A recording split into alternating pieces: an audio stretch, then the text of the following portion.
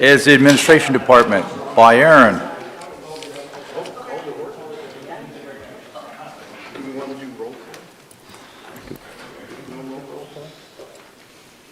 Do we want to do roll call, or is it evident who's here? Oh, we have Vanessa online. Okay, so Vanessa's online. Do you have the hand? Yep. Go ahead, Aaron. Well, good evening, Budget Committee members. Welcome to the May 25th Budget Committee meeting. This is the third meeting and I believe our final meeting for you to ultimately go through and approve the budget for City Council. I'll be going through the Administration Department. With me today, I have Ken Selland, who is right over here, and Karen Firk, who's also part of this, and Legal Counsel Augusta Zogu is also here for this, if you have any specific questions with regards to some of those divisions. So boy, oh my gosh, look at this. These red dots are huge. There's a lot of them. Well, but they're actually very small little divisions. So each one of these, even though Mayor Council, Policy Legislation, Managed Services, there's a lot of them there, but my presentation basically has 2 slides for each one of those. We have a slide or 2 that talks about what service level we're providing, and then a slide that goes through the major budget changes. And then we move on to the next one after questions. I just want to reiterate for those people that may be tuning in now or have been following the budget, this is a key point that the strategic plan is what really drives the budget process. We develop the strategic plan by council, the city staff develops a work plan, and then you as a budget committee allocate the resources to the work plan so we could accomplish council goals. So the first division is Mayor Council. This can be seen on page 117 of your budget book. This budget directly supports the council in developing council goals and the city's work plan, in essence. And it includes the items here that are listed on the screen.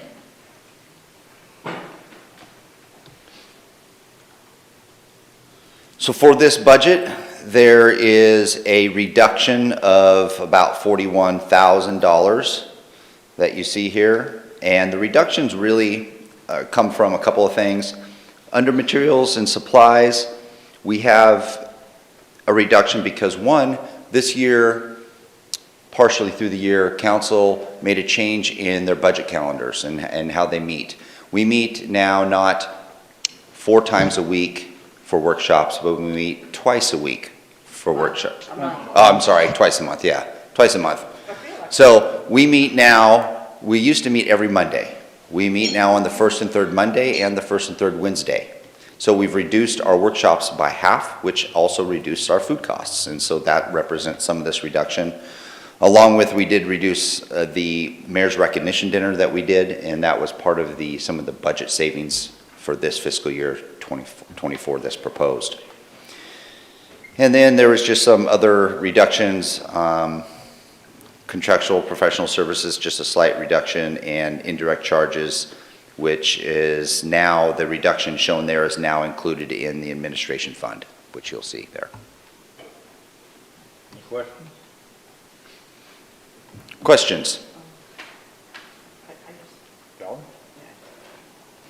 Okay, I'm just thinking to the change that we made, because didn't Mayor and Council, you did make a change of some sort, if I'm correct, in terms of the classification or something?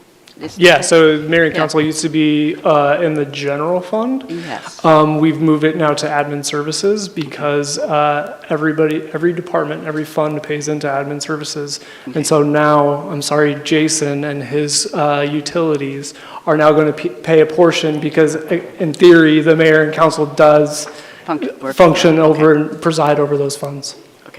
Thank you. I remembered that discussion, and I just wanted to make sure we brought it up. That was a good move. That does help the general fund. Every little bit helps the general fund. Other questions? Go ahead, Aaron. All right, the next one is general program operations. These are for our general engineering, capital transfers, contingencies, so there are some larger numbers in here because of that. As you see here, we have a small reduction in contractual professional services. We have and then also a small reduction in the ending fund balance of the, for the ending fund balance, contingency still stays at $2 million. And that ending fund balance, the reduction really represents a change in our reserve policy that we talked about earlier, I think on the first night, where we've gone from 30 to 40% to 28 to 38%. Rick?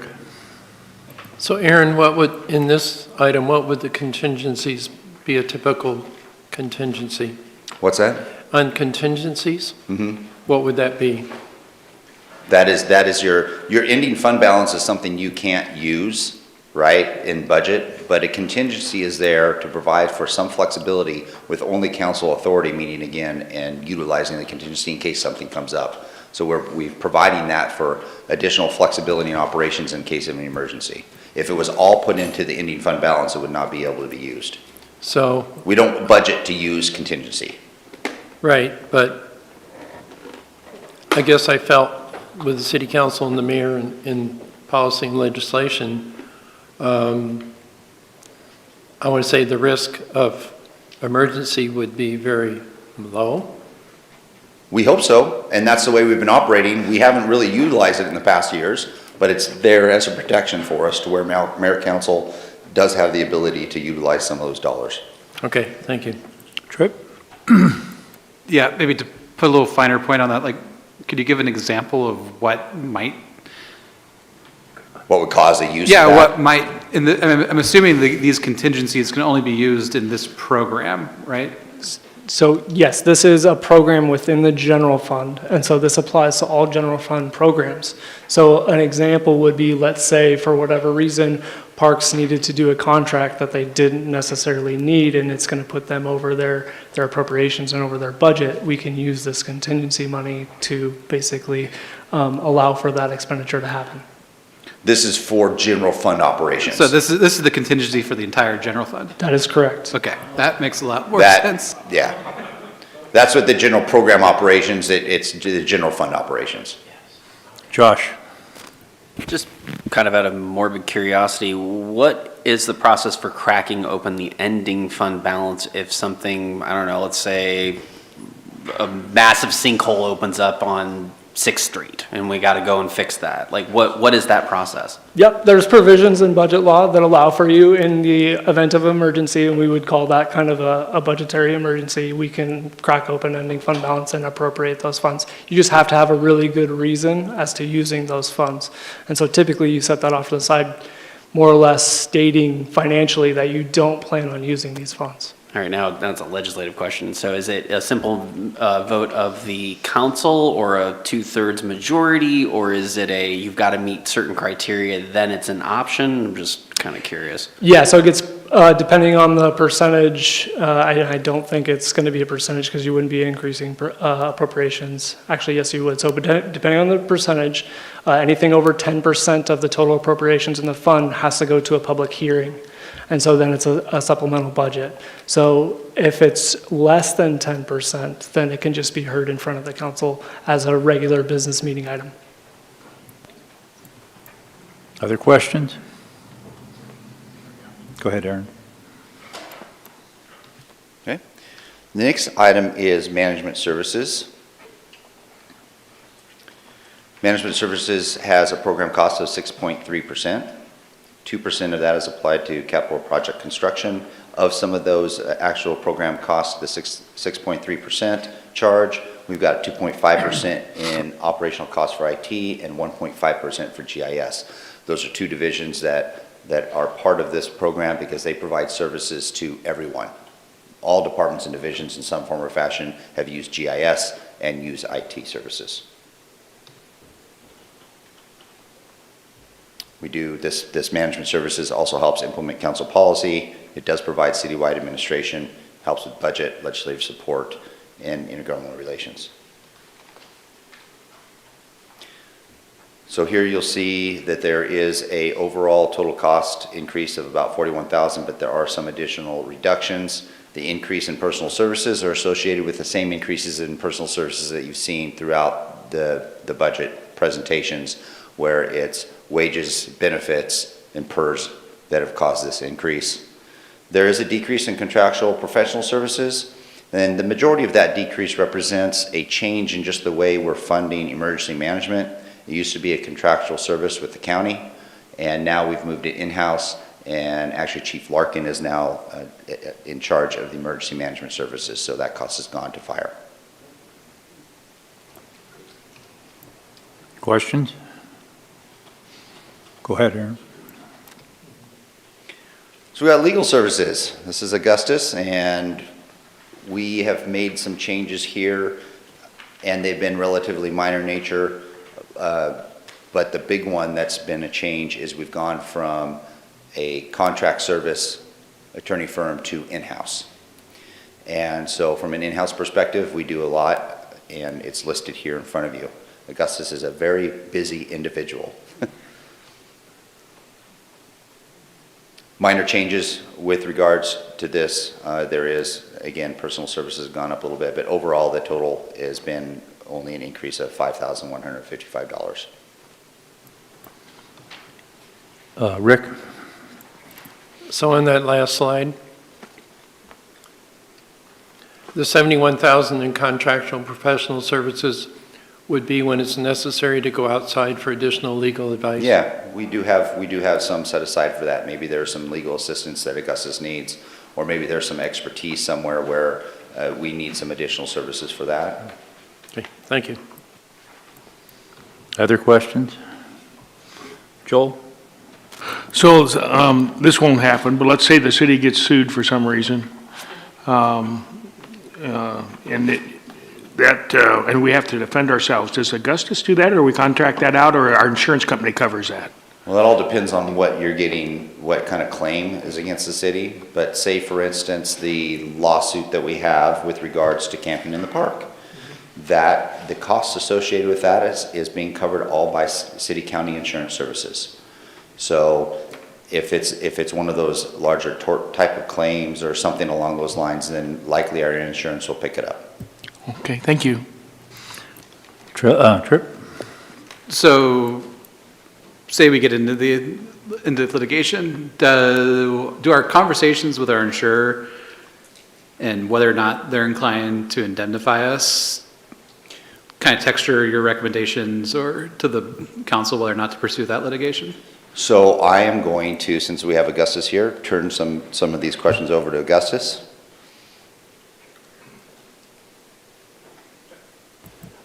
So if we ever come up against a circumstance like that, basically the insurance company provides legal counsel for us to use, and then there's a lawyer-client relationship there. So the things that CIS does not cover are injunctive relief and declaratory judgments. So those are typically filed in the circuit court, and that's a place where I've readily practiced before. So CIS wouldn't cover that. So I would be responsible for defending that litigation if it ever came up. Yeah, I guess I'm curious about a scenario, and it could be like a wild scenario in which our liability insurer basically tells us to pay and sound. Like what we're trying to defend, it's like the position we're trying to pay to defend ourselves is undefensible. Yeah, so if that were to happen, I guess that largely depends on a few things. It depends on the venue. So if we're getting sued in federal court, I haven't paid the fee to go practice in federal court. And you have to also understand I'm a one-person legal department, so I don't have a paralegal, I don't have an assistant.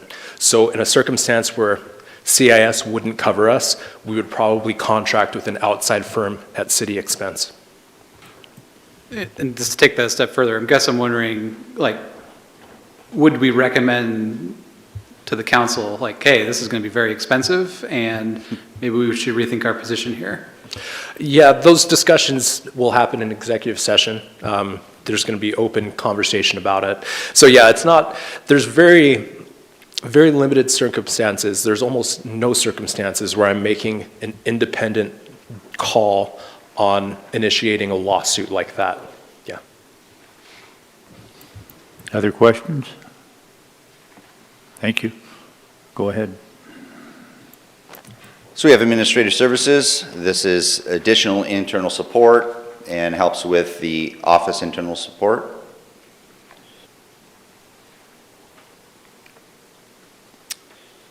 So this has seen a reduction of $508,000. Personal services did go up, and it didn't go up, it only went up 15,000, but went up high percentage-wise. That does represent a forecasting of some of our benefits for our employees being utilized when it comes to education and incentives. We're seeing that a lot of people are starting to register for some additional classes, like for college credit, and we do have a college credit reimbursement program, I think, where we refund 50% of the tuition costs for their degrees, and so we anticipate that being used more, so that line item has been increased. And then we have just general reductions in a number of items, contractual, professional services. There is some small reductions there. Part of that is the reduction in a PAVE program. We usually budget around $50,000 to $100,000, but it's $50,000 in the past. We haven't used PAVE for the past 2 or 3 years, and because of the budget reductions that came to council for this '24 budget, that was one of the items that came out, saving $50,000. And let's see what else.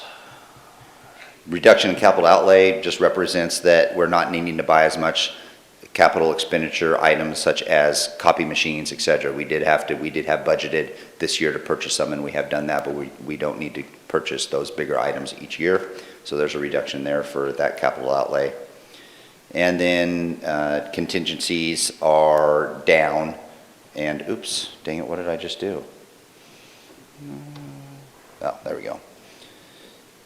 Contingencies are down, and that's mainly due to some, what is that, additional? Oh, it's because of the change in the mayor and council fund to the general fund that's represented. Yes. Go ahead, Joel. And we need to respect your position. Yeah. So is the contingency, Aaron, redundant with the previous contingency?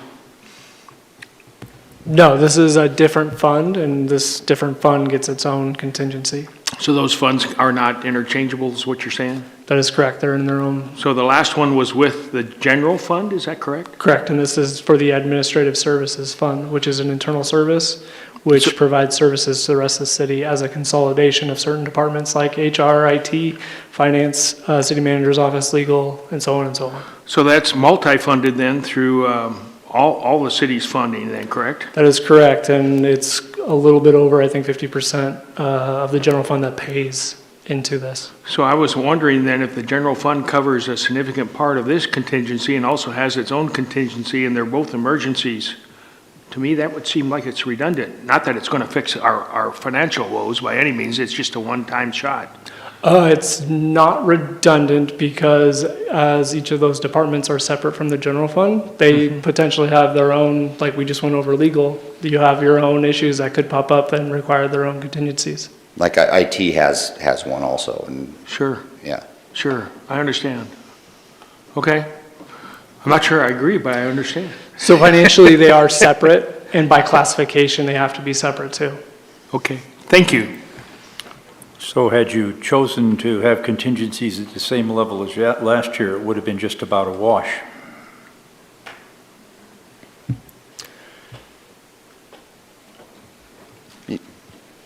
I think in years prior, they were holding higher contingency balances due to the thought that we knew we were going to move mayor and council out of the general fund. And so they were building up some of that fund balance to help smooth out that first year's movement.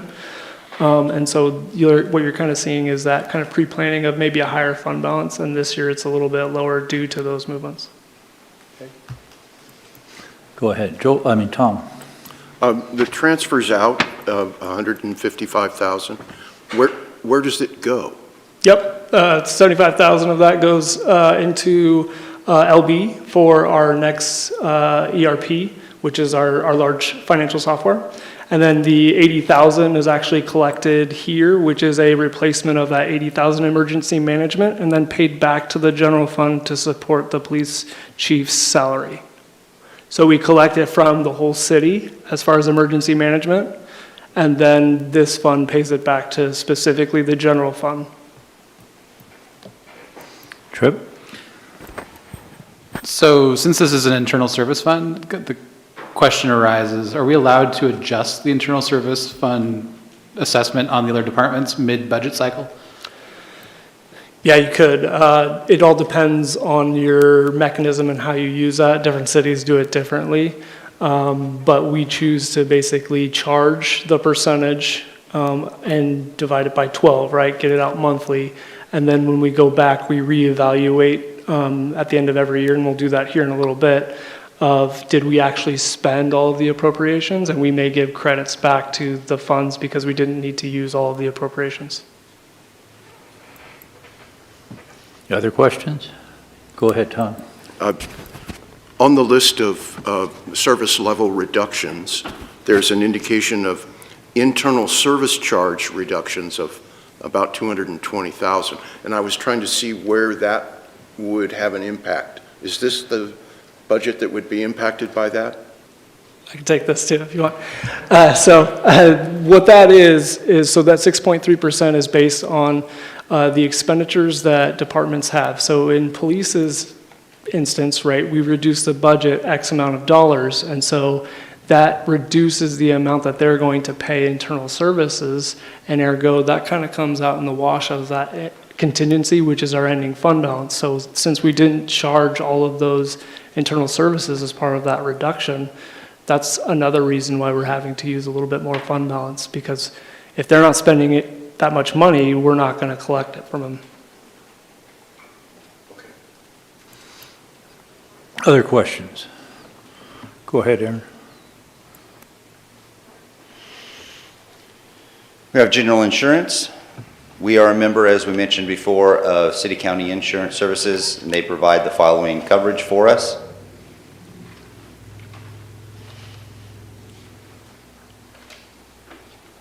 There is an increase of $194,000, and some of that increase is due to our general auto liability, which has increased, along with our physical damage insurance, which increased actually 23%.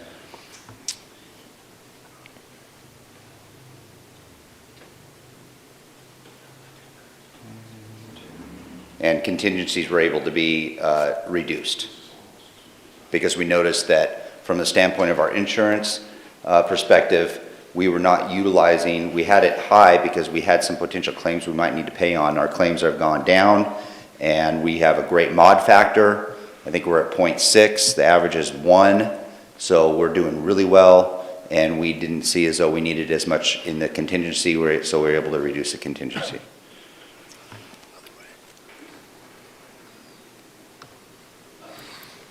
Questions? Go ahead, Tripp. I'm looking at the actual page 279 and just looking at the general liability bar chart. We had 750,000 in general liability claims on this chart for 2018, 2019. That's dropped to 108 in 2022, 2023. Like, what exact, like, difference in the kind of claims between then and now explains such a huge drop? We'll have Karen, she has some play into this, and we'll see what she has to say on it. We just had a few different claims that have dropped off. I'm trying to remember. We've had some tort claims, some claims that were from police that were sued, and so those things just kind of dropped off.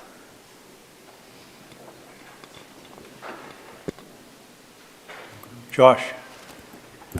So a couple questions. The personnel services being zeroed out, what was that from?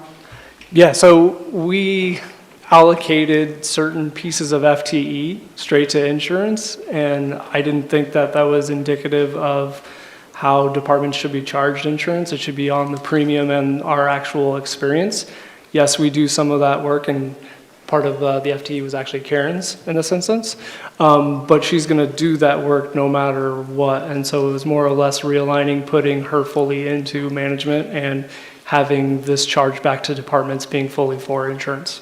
So it was Karen and HR that primarily worked with that, so it affected both of those two divisions. Makes sense. So, you know, you said, you said physical damage, was that auto physical damage that was the one that went up 23%?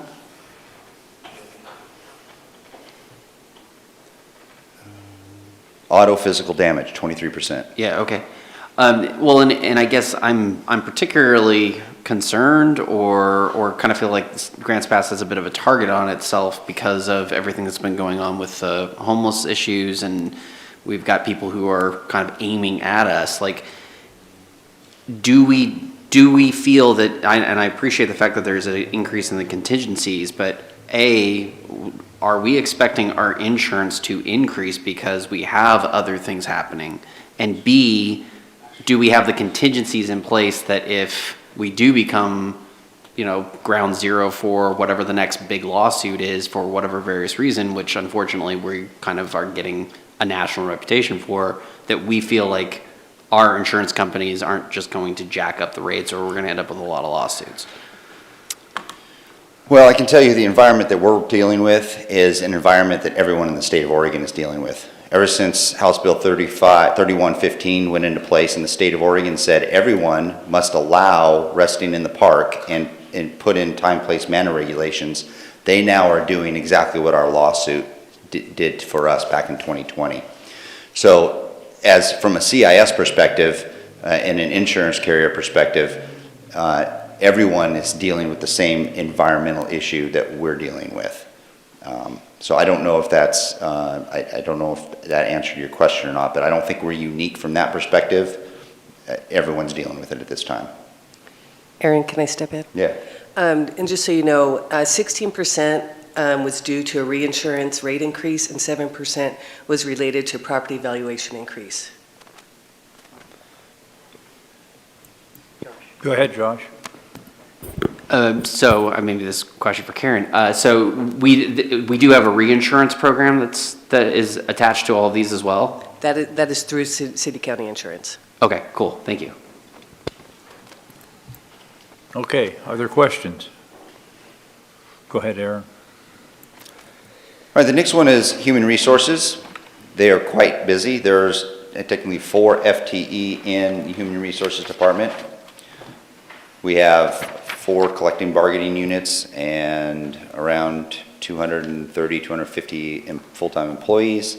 So they are busy with a lot of things. They do class and comp plans, recruitment, labor relations, negotiations, benefit administration. The budget has increased about $51,000. The personnel services increases, of course, is due to what I've mentioned before. Salaries, benefits, PERS, but this one has stayed pretty flat. Go ahead, Val.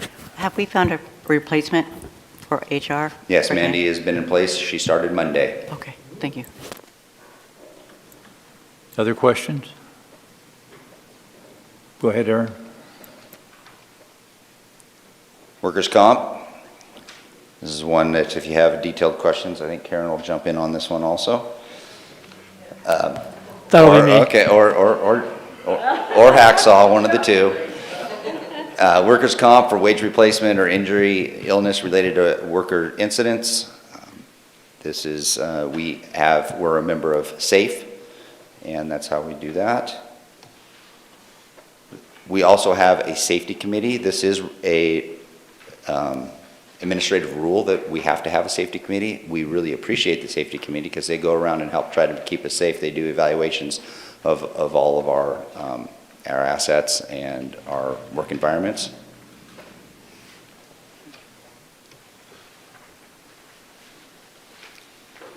And we have a reduction here in a lot of the items. So we do have a $486,000 reduction. Of course, the biggest one of that is just a reduction in the need of contingency. The other one is the reduction of personnel services. And as we talked about earlier, there was time being spent in HR for workers' comp, and we've changed the way we're charging that, so that's no longer needed because we're doing better accounting now of that. Questions? Go ahead, Tripp. What's driving the availability for the reduction in contingency? I got it. So we had a previous plan with CIS, which was a self-insured plan.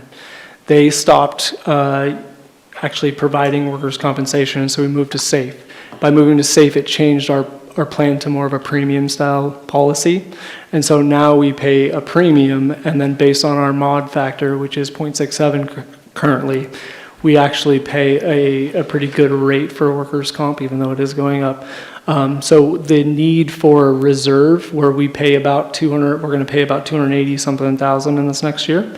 That need for reserve doesn't need to be as high as it used to be with the self-insured plan. We do have a couple more years of rollover from CIS that we need to account for and manage, but we also don't think that those are going to end up large claim amounts to where we can drop down the reserve balance and give departments credits. So this year we chose to help the general fund again use part of this reserve as kind of a rebate for departments regarding workers' compensation.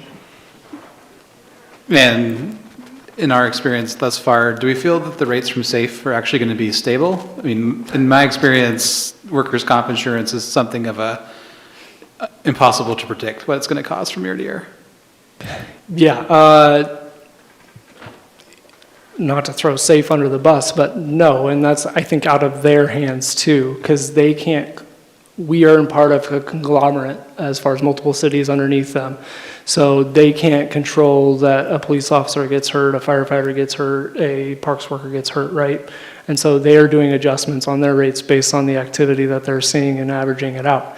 Now, where it gets to is they figure out that rate average for those workers' comp classifications and charge us as such based on our employment and our payroll. But where the experience modification comes from is we actually get a pretty sizable discount because our mod factor is under 1. Other questions? Go ahead, Aaron. All right, next is IT.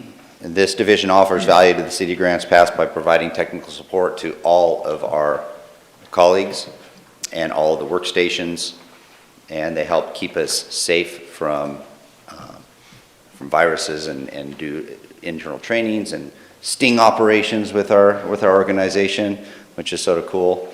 But they support the city overall.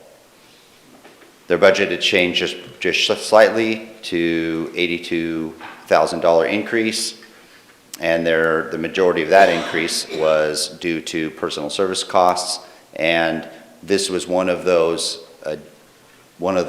divisions that in the first budget message night, they were at the top of their contingency reserve fund, so we're able to reduce that to get them back into their range, which I think is 15 to 25%. Questions? Go ahead, Josh.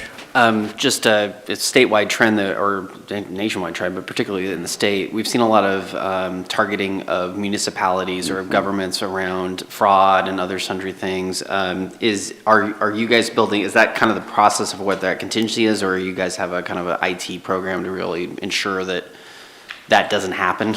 I greatly appreciate that question because it gives Ken an opportunity to shine and come up and talk to you about that.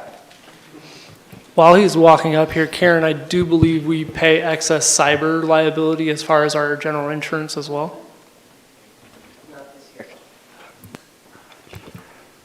Well, I don't know if specifically the contingency is operating like that, but we are doing everything we can to make sure we are not one of the municipalities hit. There have been, I think, 5 cities and counties, school districts in the state of Oregon in the last 3 years.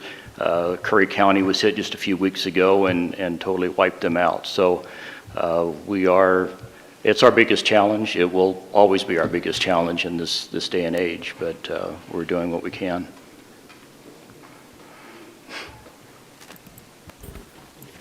Josh?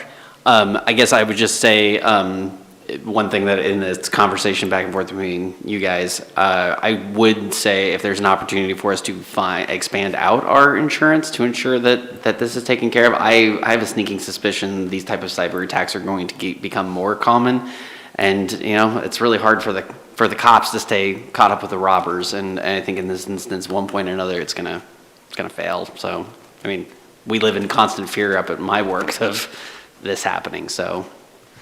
Yeah, there's been a major change in the cyber insurance coverage nationwide over the last couple of years. Premiums have skyrocketed, coverage has gone down, requirements to even get coverage have escalated greatly, in some cases requiring extra expenditures for systems and services just so you can now apply for coverage. That goes with, for cities and counties, states, everyone's facing that. So it's a catch-22 of spending more in order to spend more. But it seems like the threat it's always changing, and it's getting worse. Ken and I, this is one of the big things we talk about, but also I would think that the artificial intelligence that's coming online and how that's gonna even just expand that potential even more. So. Go ahead. We mentioned earlier in a separate program that we were putting money away for a new ERP. And question would be, like, how often do we replace major systems such as an ERP? A lot of that just depends on, is it still meeting our needs? From a performance standpoint, from a feature set standpoint. So our current ERP system, we're coming up on about 9 years. That's not unusual, and there are businesses and organizations that will go a lot longer than that if it's still a viable solution for them. But it does make sense occasionally to look around, see what is out there in the marketplace, and will it do better what we need. And those are that's one of the most difficult transitions for an organization. It is painful for everyone. Yeah, my question was more motivated by making sure the number is not too small as opposed to too large. It is very underfunded. We are lucky enough to put in the 75,000 that we do currently. Other questions? Go ahead, Aaron. Just want to conclude with a thank you for that overview, and I needed to end on puppies because that's always a positive. I think I'm going to turn it over to Hacksaw now, and he's going to go over finance.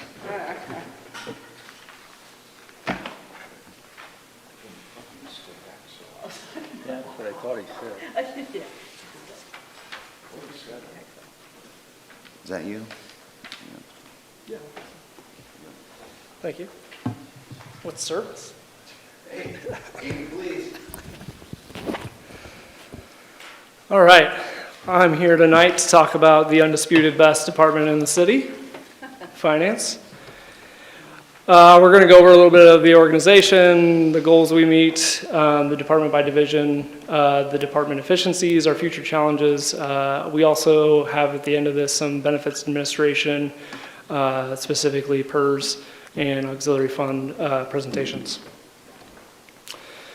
So we do kind of have in finance two sides of the house. We call this the back of the house. This is our budget, our audit, our accounts receivable, accounts payable, payroll, treasury activities, financial control and reporting, grant administration, miscellaneous billing, and other support services. And then we have the front of the house, which is our customer service, which is the window right across the way here. That does utility billing, utility customer service, business tax, lodging tax, parking tickets, municipal citations, parking permits, daily cash balancing, lien tracking, and other licensing and customer service. For the finance and benefits administration, the council goals are to provide cooperative shared leadership through the effectiveness in city operations. In our auxiliary funds, I'd like to encourage economic opportunities, which I'll get into that, and that's stuff like the transient lodging tax fund. So in finance, we, like everyone else, has increases in personnel. And I will say, just kind of as the trend that everybody else saw, and maybe I have a little bit more detail, a little bit over half of this increase is due to PERS and medical insurance. So just as a generic, like it's not all wages. if you look at the contractual services, which is up 58,000, 35,000 of that is our new investment advisor. And so a lot of these we've kind of remained relatively flat. And the 17,000 went down in capital outlay because last year customer service bought a brand new folding machine. And it is a really fancy one and it is expensive. So some of the budget changes that you saw and as far as the numbers, we are fully staffed right now. We do have a little bit of an underfill in the accountant position. And our other contractual services include meter reading, banking service, again, the aforementioned investment advisor, financial software maintenance is in there, printing and mailing and postage, and then some travel and training. So we do have some financial efficiencies. We are a heavy user of technology, and we depend on that man right back there of a lot and his staff. We have some check scanning, electronic payments, citywide business software, e-permitting, some IVRs. We also are always looking into the future and looking for other products that are out there. And I'll get to the next slide. I'm going to talk about how that's kind of almost to our pitfall as well. We do have some staffing or contracts for mailing and utility billing. That is through Aspire. And we've reduced staffing through attrition in finance because of those efficiencies gained in technology. So part of our future challenges for the department is the utilization of added functionality with upgrades to the financial system. We just upgraded the financial system again in the winter. Hopefully nobody noticed, but we have to do these periodically. And like Aaron mentioned, even an upgrade in software to a newer version does have its kind of ripple effect throughout the entire organization. So we are very technologically dependent. We've created so many efficiencies through technology that we are overly dependent to do the current workload, and it causes us service strain when technology fails. Much of our efficiencies are tied to third-party softwares. We are reliant on outside help to have them fix it. And so that's something that we're looking at of, yes, we're gaining efficiencies through technologies, but it's also creating more problems as we go through the future. And then obviously, we always get new financial reporting requirements, new budget requirements of things that we need to do that are unfunded mandates. We have some compliance with expenditures as far as ARPA, and we do have some congressional spending to look at. And as well as we are helping financially plan for public works and public safety, mainly the water treatment plant and large financial plans there. And then obviously public safety funding, which has kind of been a hot topic. Before I get into questions really quick, I just want to thank our excellent staff and Kimberly Gasperson, who's our customer service supervisor. She's not here, but she is the entry position hirer, and she seems to get a lot of her staff poached to other departments, so she's doing a fantastic job. And then I have Mindy in the back over here, who's our accounting supervisor, who does a lot of the work that comes out in this fun form. So with that, I'll take any questions regarding finance. Josh? Wanted to follow up on the compliance with the federal funds, particularly the ARPA dollars, but any of the COVID relief dollars. Has that become a burdensome process? Have the feds kind of stayed out of your hair? Like, I'd love to get an update on that. They just changed the rules to ARPA Flex to include more things that are eligible. Oh, good. Good. And they haven't but they're not threatening to come in and do massive audits or kind of turning over rocks or anything? So we do get audited by our independent auditors every year, and the amount that we got from ARPA and the amount that we'll use for ARPA will cause a financial single audit for all federal funds. And so they will go through and audit any of our federal money. And so the federal government doesn't necessarily have to come in the sense that we're required to have one done anyways. But to your point, yeah, ARPA seems to keep changing. The reporting seems to be somewhat easy for a city our size and the dollar amount that we received. But again, we'll wait and see until the program's completely over. Yeah, our friends at the federal government have a bad habit of getting very bureaucratic, so I'm glad to hear that you're not seeing that yet. But I never trust the federales, so thank you. Rick? JC, a lot of financial institutions now have done away with the hard copy mail out the statements. Have we looked at the idea of, on our water bill, doing electronic statements instead and what the savings might be? We currently do. However, legally, I cannot force anybody to take an electronic version. So every time somebody signs up, we do ask for that information and if they would like an electronic copy. However, I cannot impose that upon people. So is our postage bill quite significant? It can be, yes. But at the same time, we ask everybody for renewal of information, and even when people call in that maybe are old accounts, we try and get updated in as one of the questions, would you like to switch to electronic billing? Okay, thank you. Tripp?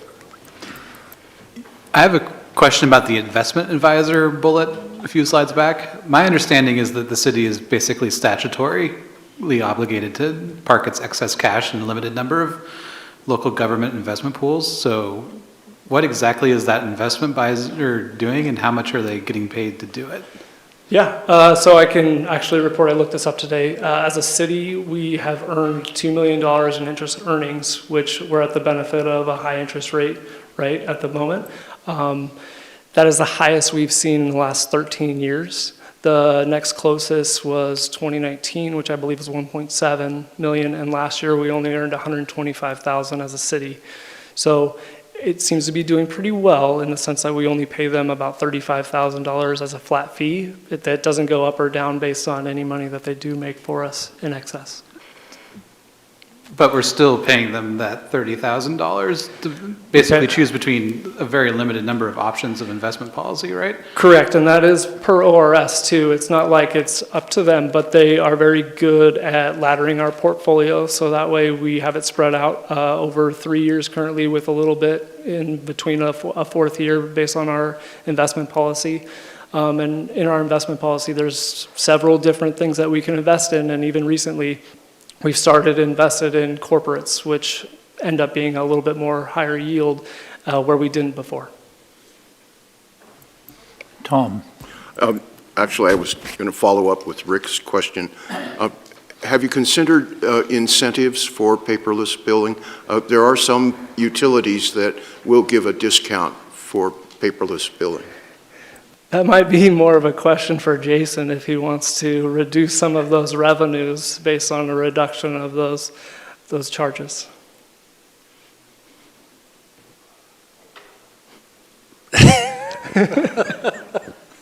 I would think that we could look at that.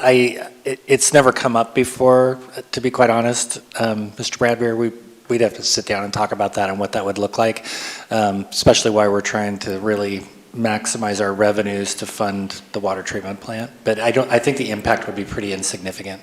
Well, presumably the discount would be less than the postage and the envelope, so forth. So there should be theoretically savings. In theory. Aaron? Oh. Other questions? Go ahead, JC. All right. So benefits administration, we have a wellness program that does fitness reimbursements, benefits, fair flu shots, a wellness committee, employee appreciations also in here, some safety equipment and other health-related activities. This also housed the PERS internal reserve previously too. And I'll get to that here in a slide and show you that reduction. So on page 282 and page 306, as you can see, on page 16 even, in the budget message, you can see that our PERS rates have steadily gone up since 2011. We're actually seeing an average of about 3% every 2 years because it is on a biennium. And so those obviously are increased costs, and you'll see that, you've seen that over the last 3 days of everybody talking about their personnel. What that increase means this year is approximately $1.3 million in expenditures.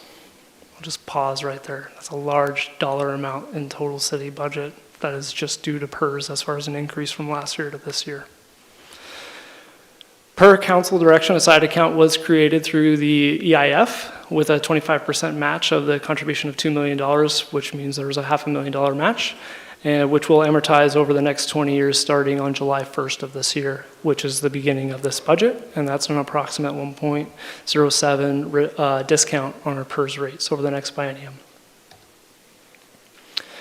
So what that looks like budgetarily, that reduction of the $2.6 million, that's sending that $2 million out to the PERS reserve in the EIF. You have, let me look at this on my notes here. We have some fitness and other employee assistance program stuff that's in there. Materials and supplies, we have some safety equipment and employee appreciation. And then contractual services, we have some meetings, training, and travel, some citywide committee programs, potentially a citywide fitness app to promote wellness, and a little bit of competition between everyone.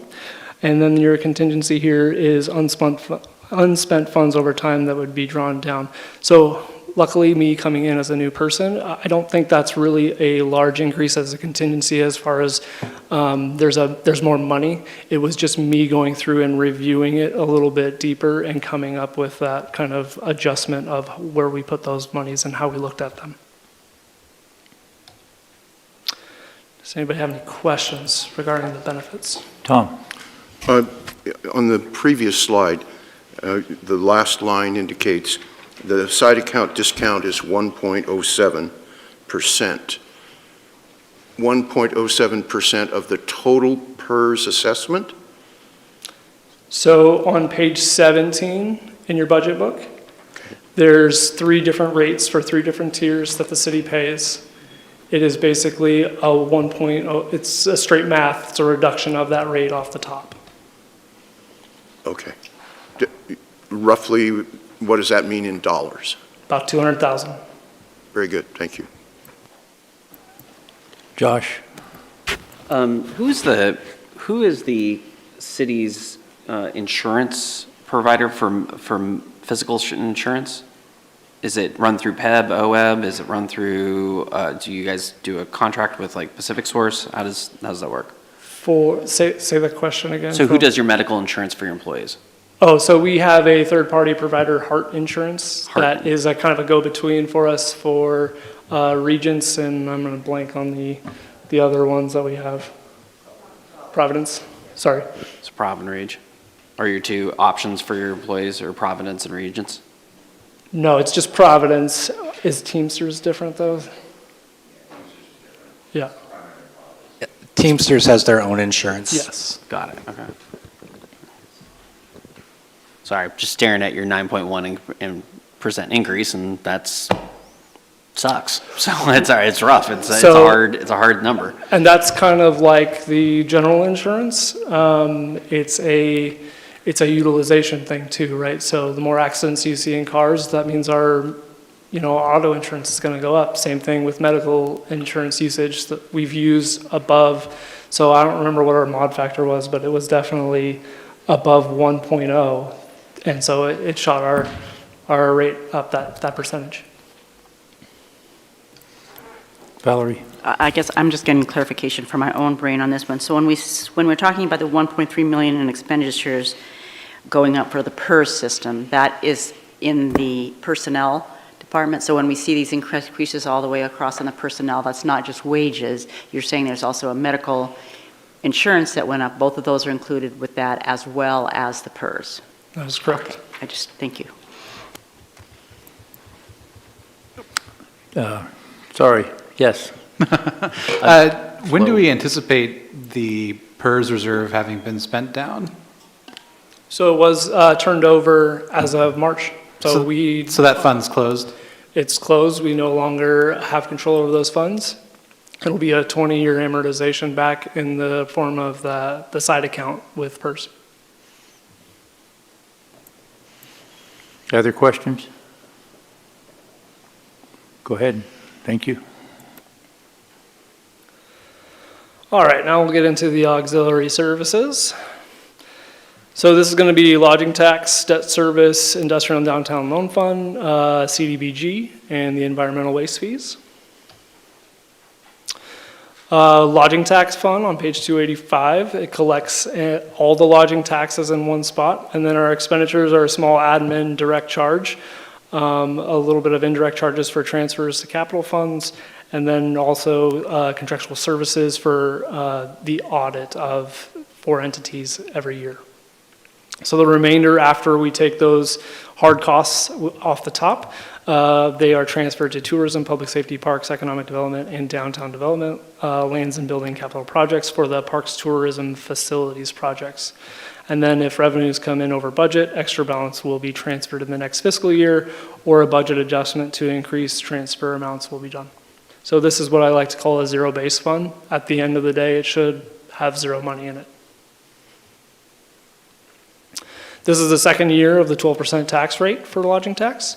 The allocation of each percentage in total of each purpose is below, and this is broken down by Muni code, and you can see based on the 7, 2, and 3%, that is based on the timeline of when these increased rates were established in the city. Your DMO is actually in that very top line of tourism promotion, and 28% of 2.93 million is about $820,000. I'm going to do these fund by fund because each one of them could have their own set of questions, so I'll stop right here for questions if you have them. Rick? So on the lodging tax, I guess go back one slide. 2 slides? Okay, never mind. Do you only see the total of lodging tax come in, or do you see each account from each motel, how much is being paid over time to have a pulse of how well the motels are doing? Yeah, we get the latter of the two, and then I know Tori for the DMO actually goes in, and I think it's further information from the hotels as far as occupancy and their average room rates for the month. So we focus on the revenue side, and she does some of her research regarding some of the specifics and maybe trends for helping her do her job. I was in conversation with a motel owner the other day, and they're not the high end, but they're the middle. And they say business has really fallen off. Of course, now we're going into summer season and hoping that comes back. But I think one thing that's helping us is we do have some higher end motels now in town that are possibly occupied to their maximum, and therefore the revenue is maintained previous levels. I don't know if I can answer your question, but I can say that between what we budgeted for fiscal year 23, we are short of that number. And so we brought it down in 24 as far as the expectation.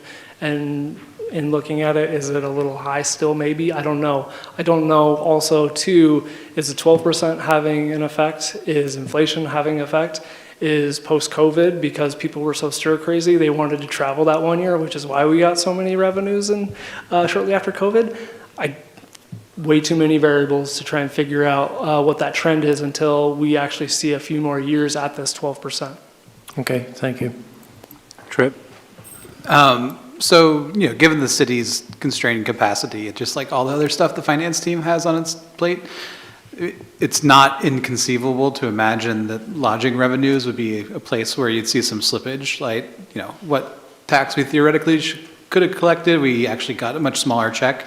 Do you feel like your team has a good grasp and has that under control, or is there something, what is your assessment of the quality of those revenues?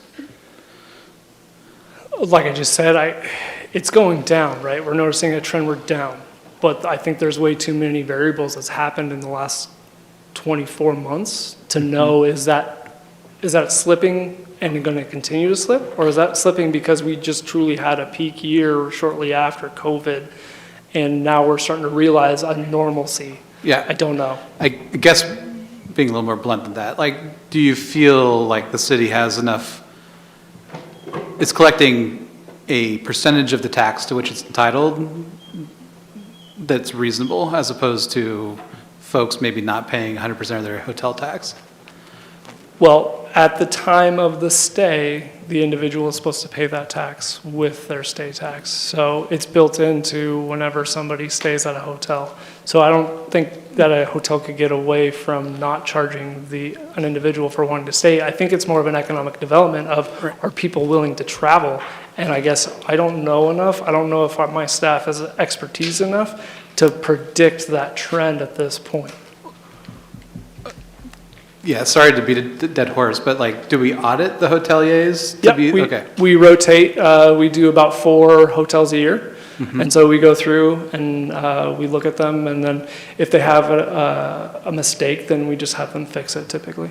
And those audits usually produce pretty good results? Yeah, and also it I think in the long run keeps everybody honest, right? So even though you're not the one being audited, and you know it's kind of this rotating, every 3 or 4 years you may be audited, it kind of keeps everybody on an even keel. Josh? Maybe this is in here, but with the housing shortage, it seems like a lot of hotels have started to convert over to more long-term housing options. Have we actually seen a drop in the number of hotel rooms in the city, or is it flat? Do we know?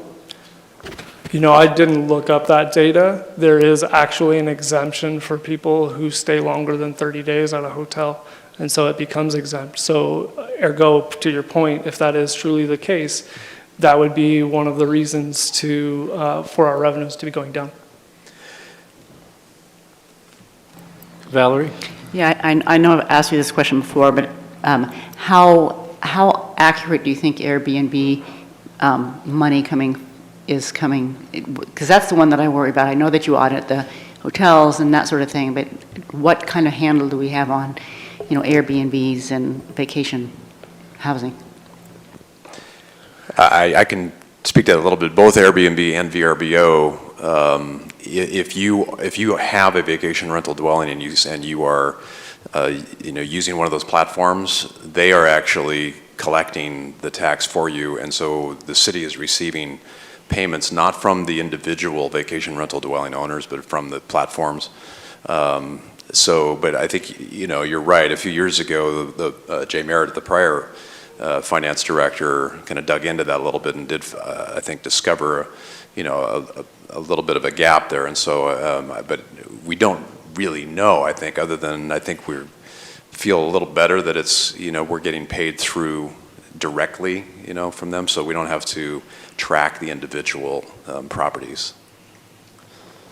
I might also add to Josh's point, the Project Turnkey, which the Oregon Community Foundation managed and still does.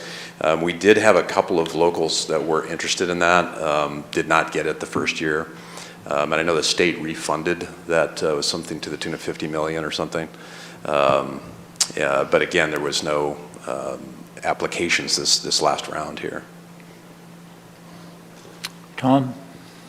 22% of the lodging tax is dedicated to public safety. And now that the departments have been separated, does state law drive the division of that 22%, or is that an internal decision? That's internal, so we proportionally split that amount based on the approximate size of either the department's budgets.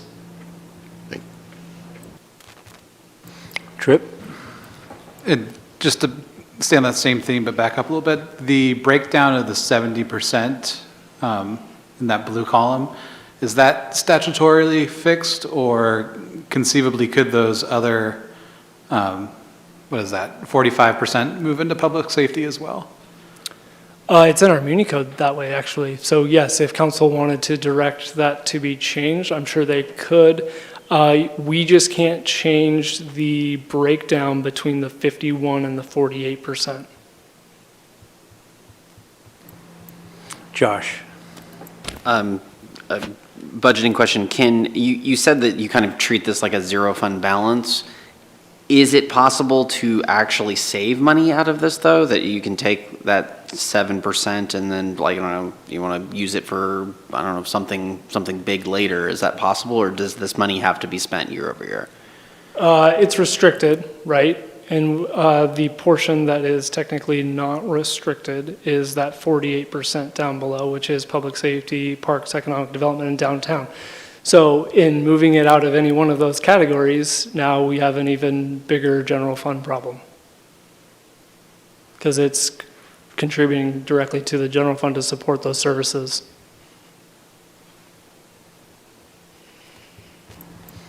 Other questions? Go ahead, J.C. Debt service. So we have some borrowings to finance the LID assessments, payments on assessments, and the expenditures for debt service on interfund loans, bonds outstanding, small admin direct charge, and transfers to capital funds for the final assessment costs.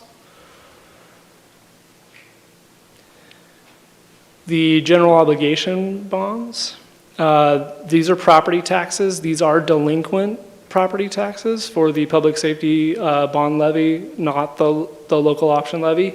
This is required by Oregon statute when you pay off all of your bonds, that even though people haven't paid on time, when either a foreclosure happens or the sale of that property happens, we have a lien on their property.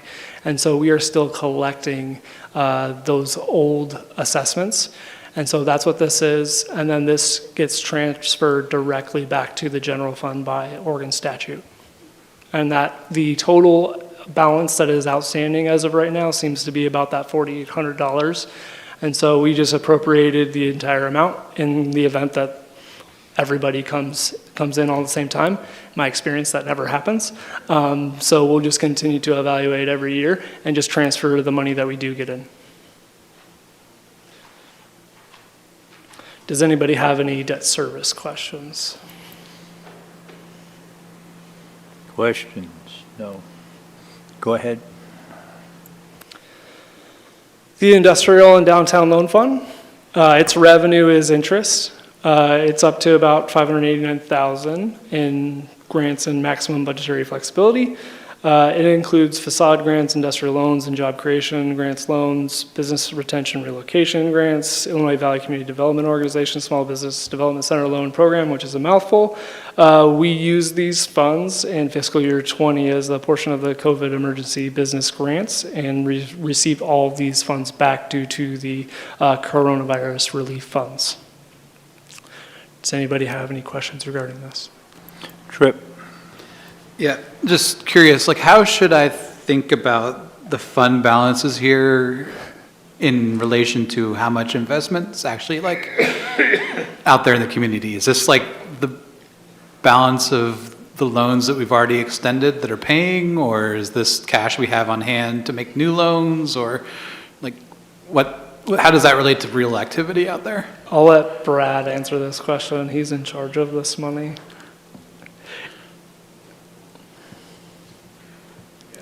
It's a good question, and kind of gets to what is the metric that you want to use to determine that value, right? I mean, if the council approves a loan, for example, to Erickson Dental, which they just did about a year and a half ago, to do a new facade, to rehab their building, there's short-term construction jobs as a result of that. There's an expansion. They added 4 or 5 new chairs in their dental practice. On the facade side, that's a little tougher to determine, what is the return when you see, the beautification of a street. Does it have any direct impact on spending in our community because of, that? I've seen some studies, but I think it'd be difficult. I don't think GrantsPass has done one in terms of, with that return on some of those investments. Of course, each one of these is a little bit different. The Illinois Valley one, a little easier to track because acts more like a true revolving loan fund, where we have, small businesses that get those direct investments, and we see what those job creation numbers are a little more directly. So I don't know if I'm getting to your question. Yeah, I guess it's just, so we have, we made 2 $10,000 loans last year. I'm just trying to think of this is a great fund, like it does amazing things, and trying to get a sense of, does that $589.5 thousand, is that representing loans that we've already made, cash we have available to loan? Like what I mean, all this is cash basis, so it's hard to tell like what's already been deployed and what like we expect down the line. And there's nothing in the budget saying like we're expecting to make this much in loans this year. It's just kind of just hanging out there. So it's a weird number. Right. Yeah, and the majority of those are grants. So, you know, there is no return in terms of interest. Totally. I mean, that's coming back to the awesome too. city. Yeah, but my understanding is that that number that you've got up there, JC, is the balance most recently that, you know, can be utilized for all of those programs, so. Yeah, and even in the case of the Illinois Valley loan program, that's money that actually just truly exits too, because we give that to them, and then the idea is that it's their own internal revolving fund, so they can loan it back out. So most of this is going to be a one-time shot unless we change the way this program operates.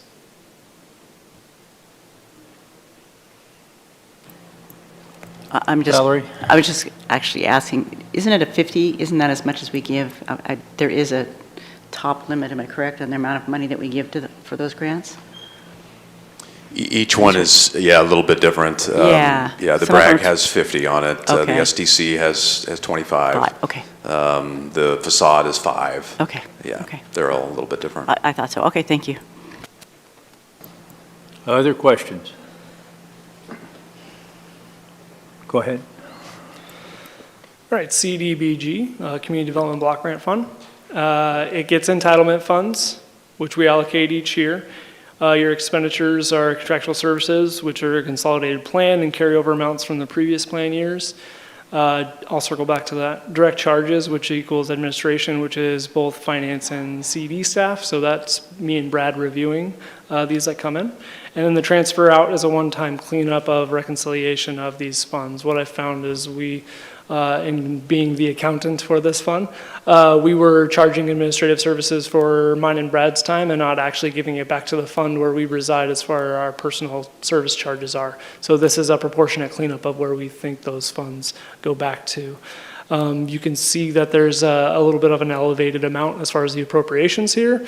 We're going to do a budget adjustment for almost $800,000 because we had so many program year carryovers. And so we're going to start planning to always have a little bit of carryover because the CDBG year starts in September or October. October 1. So the difference in fiscal year is we could have not spent funds by June and ergo still have funds available to spend for those other 3 months. So we're going to give it a little bit of room and cushion based on what we know we have left over to spend in the current program year. Are there any questions regarding CDBG? Go ahead. Thank you. Your environmental waste fees fund, this is an in and out.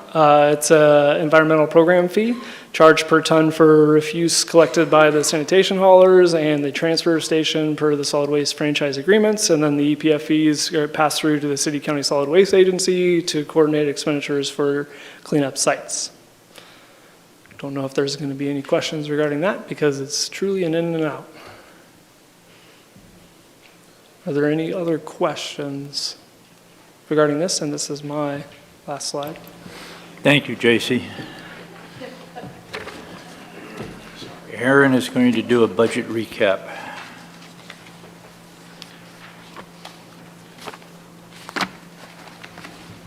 Thank you, fine, sir.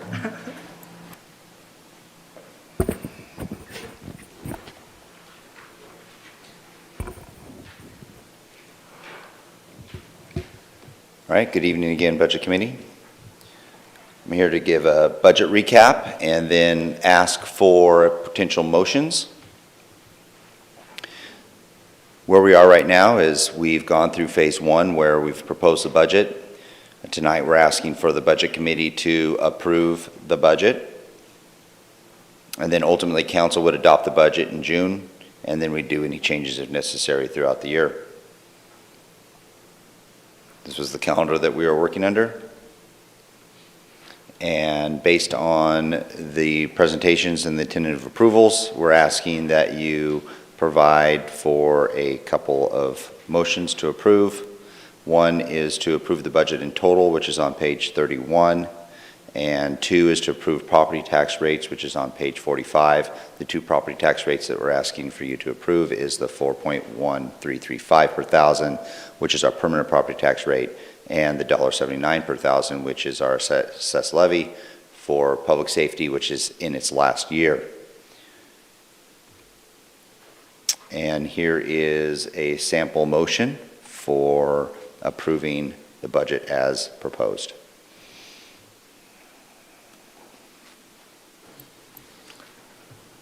Could anybody make a motion to approve the budget? Joel, motion.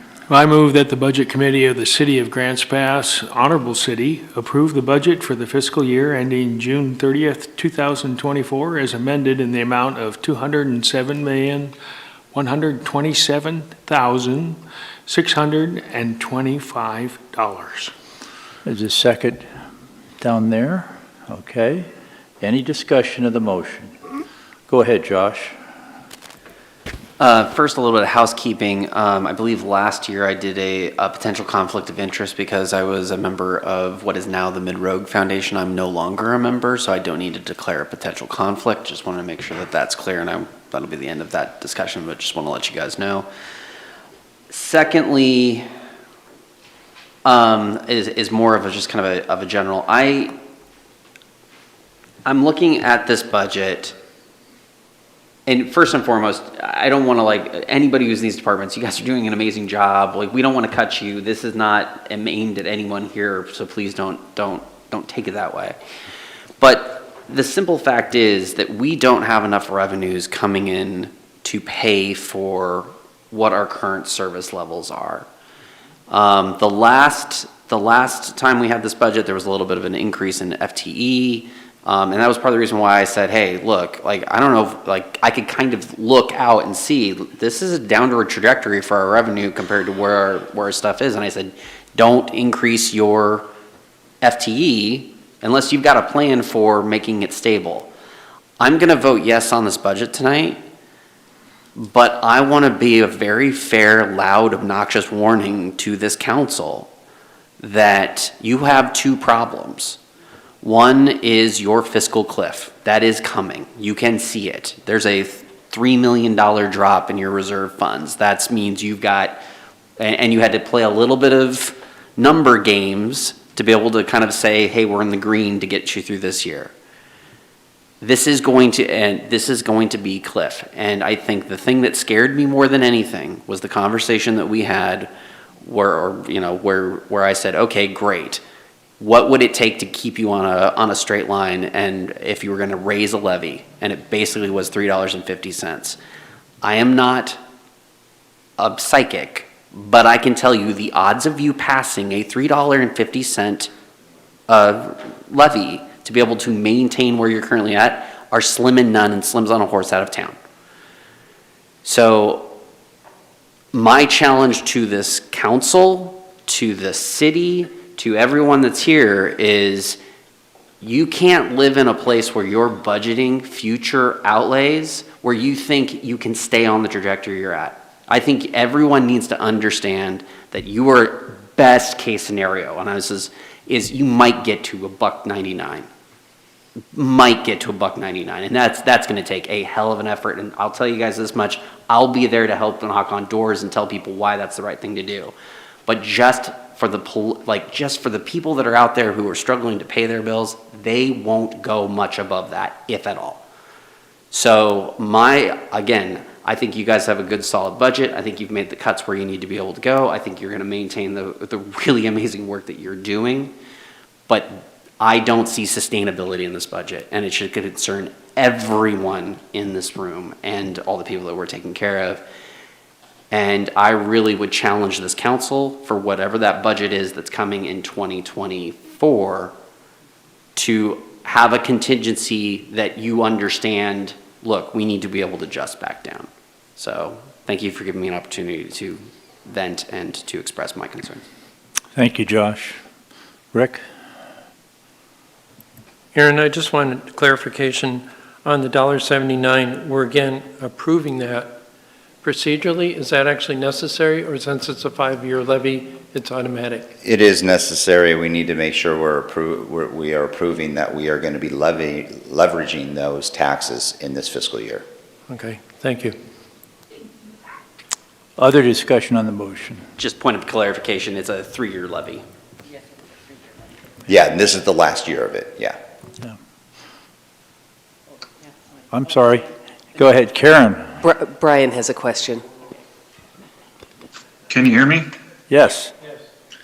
Thank you. I agree wholeheartedly with what Josh said, and I won't be voting to approve the budget tonight. And the other reason is because council gave direction to lower the general fund reserve to 28.5%, and staff took it upon themselves to lower it to 28%, and I don't appreciate that. Thank you. Other comments? Okay. The question is, should we approve the budget? Those in favor, please raise your hand.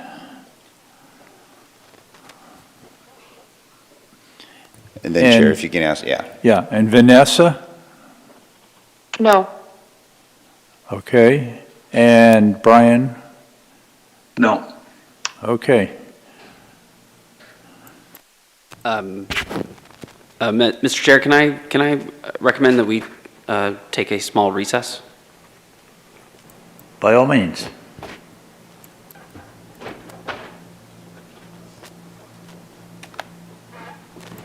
We'll re-meet in 10 minutes.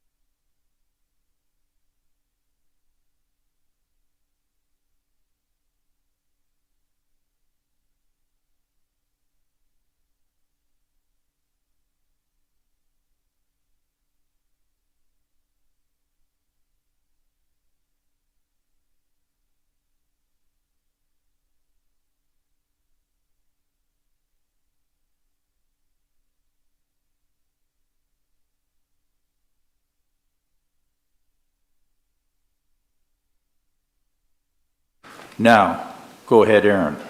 Yeah, there's a second motion that's required in order for us to move forward for council to ultimately adopt the budget in June, and that is to approve each tax levy. So if you could, the motion is here in front of you, that you would move that the Budget Committee of the City of Grants Pass approve property taxes for the fiscal year ending in June 30th, 2024.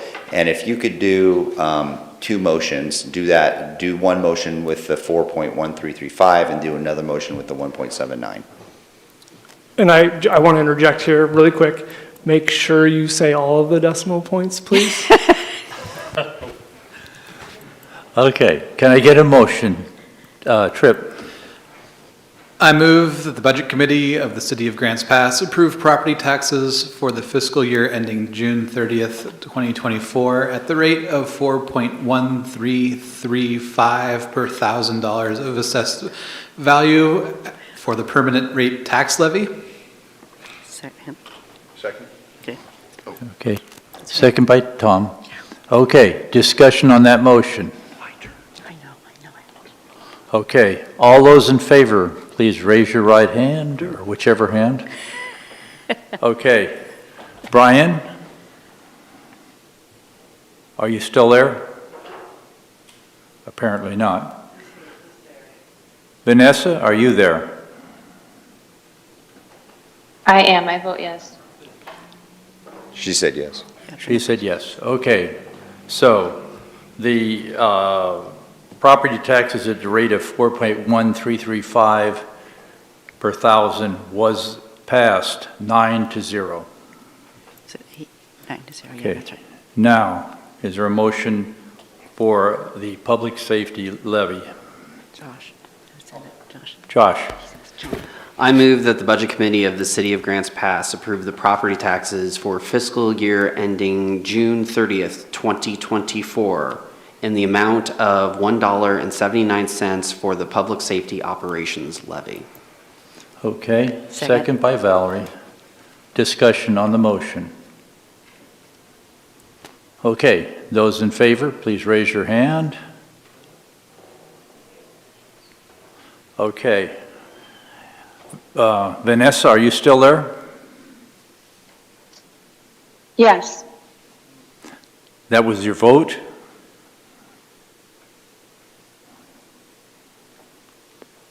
Okay. I am present and I vote yes. Thank you. Okay, so that passed 9-0 for the public safety operating levy of $1.79 per thousand. Thank you very much, Budget Committee members. I would just like to thank you for being here and for your informed questions. You obviously reviewed the budget and have a good understanding of that. This budget does prioritize services and programs that continue to support Council's strategic plan. And again, thank you, Budget Committee, for helping us through this process.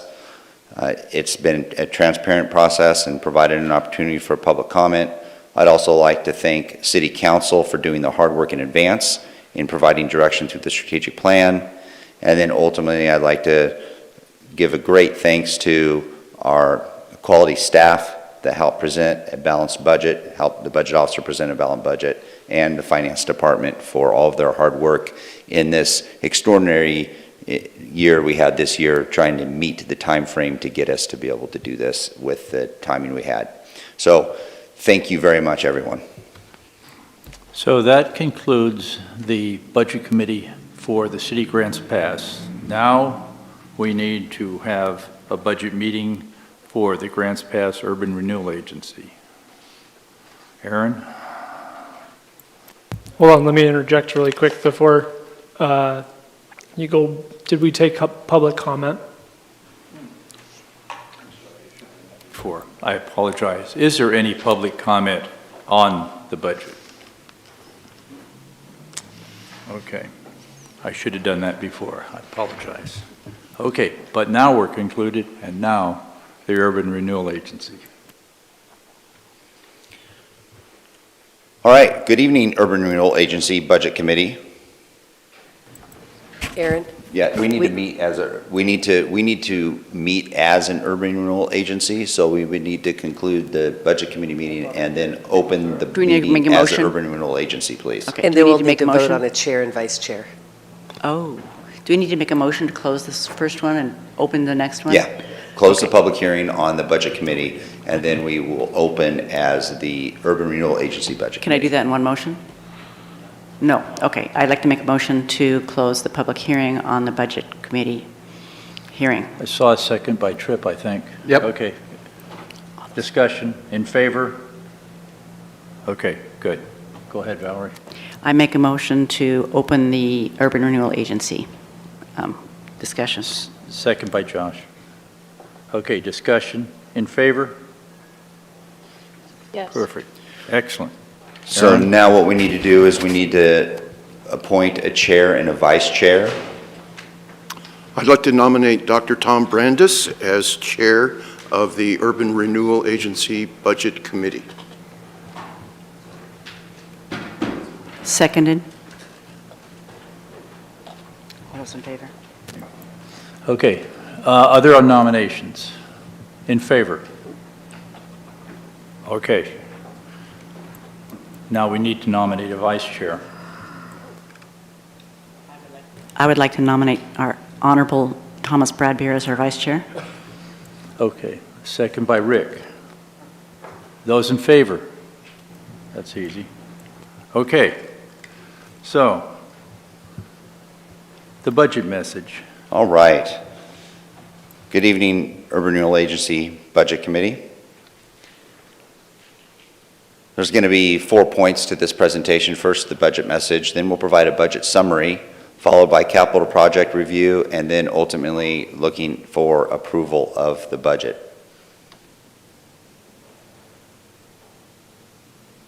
So the budget message is, and this is for financial reporting, the agency is a component of the city. So it's sort of wonky, it seems wonky that, wait, you're the same people sitting here, but it is a process. You are the city's budget committee, but you are also the Urban Renewal Agency's budget committee. And it's a process that we have to break and reestablish. But we do follow the same budget and timelines as the city budget process.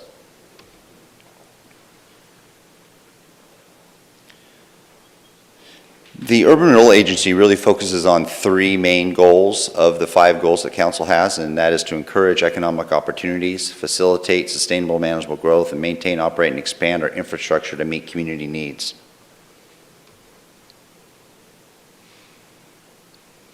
The Urban Renewal Agency was formed back in 2016, so we're a few years into it. It covers approximately 18% of acreage of the city's land. And it emphasizes on projects for trying to deal with blight within the community.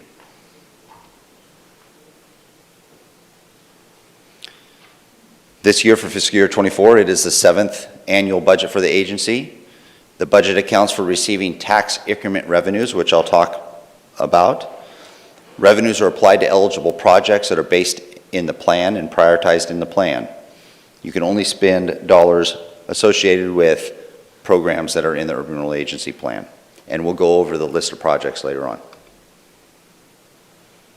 What is urban renewal? It's a program to improve specific areas that are poorly developed or underdeveloped, which is considered blighted areas. It is authorized through the Federal Housing Act. It is utilized throughout Oregon. It provides a financial mechanism for cities to implement plans using tax increment financing to deal with urban renewal areas to help incentivize private investment.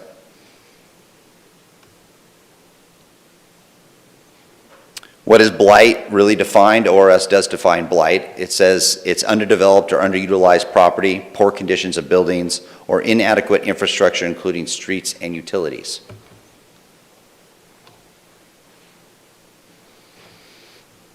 So how does tax increment financing work? In an area that is designated as an urban renewal area, the assessed value of properties within that area is frozen for the taxing district, and I have a graph that'll explain this. Taxes from that frozen base will go to all of the taxing districts, but any increase in the taxes will go to the Urban Renewal Agency. So what does that look like?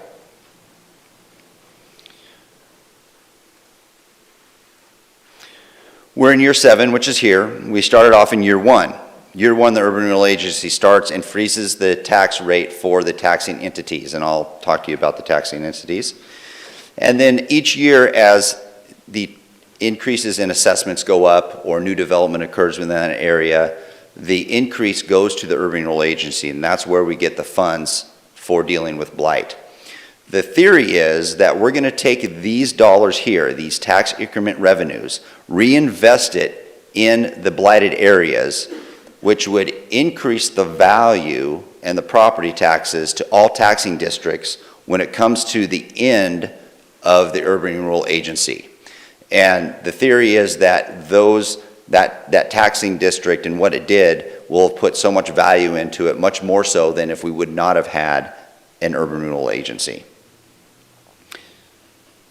Because with tax increment financing, you're not just dealing with the property taxes, you're dealing with the private investment that it is incentivizing.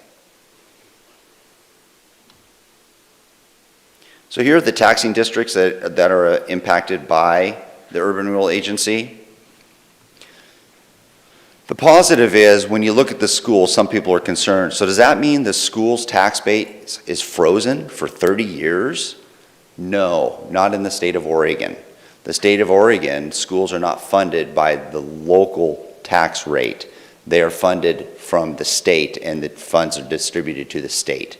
So a school, even with an Urban Renewal Agency, is not losing money.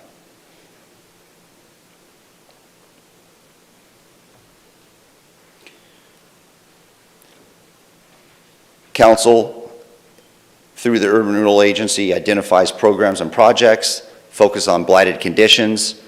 We then input public investment. Maybe it's water and sewer lines, maybe it's streets and transportation, maybe it's a property that's been encumbered by old structures that is sitting there, and we clean up the property, or we add the public infrastructure, which improves the conditions of the property, and then provides an opportunity for an investor to come in and make it more profitable for them because it costs less to get that shovel ready. That private investment is then incorporated into the community, and that's the cycle of investment that goes through that ultimately helps with the tax increment financing and the investment into that area. There are a lot of different examples of successful tax increment financing. Here's just a few, these are big ones, the Barcadero in San Francisco. There's a nice little walkway in DC. This is Tom McCall Park down in Portland. This is a great example of tax increment financing and how it dealt with quality of life issues also in blighted area, which this used to be a thoroughfare, which was then modified and a large park along the river was created. And what that has done, even though it's a public space, that public space is utilized for commerce and community pride. So I mentioned that 18% of the city's acreage is encompassed in the Urban Renewal Agency, and this is broken down here for you. The Urban Renewal Agency is all of these yellow areas. Now, if you were looking at a zoning map, those yellow areas pretty much encompass our industrial business park and our commercial zonings. So commercial runs up and down 6th and 7th Street, out 199. This is industrial. There's some industrial here. There's some industrial up here. Taking a look at what we can do for those type of properties. We have a large list of projects that can utilize urban renewal dollars, and it's been modified over the years. We've added some as the plan changed. Because when we started the plan 7 years ago, the environment was a little different than it was today. One of the main reasons during the discussion of the Urban Renewal Agency 8 years ago, was council knew that we had some big infrastructure improvements in water and wastewater that needed to be done. And they saw the Urban Renewal Agency as a potential tool to help reduce the cost to the users, to the constituents. And we're able to put 18% of debt service costs to the sewer and the water treatment plant could be paid for through the Urban Renewal Agency. We then have a large list of other items, and then they come from grants for businesses or property owners to maybe develop second-story residential, or we've got things for, say, for instance, a swimming pool and having a community pride activity or option. We have also recently included housing development programs to incentivize affordable housing projects into the Urban Renewal Agency.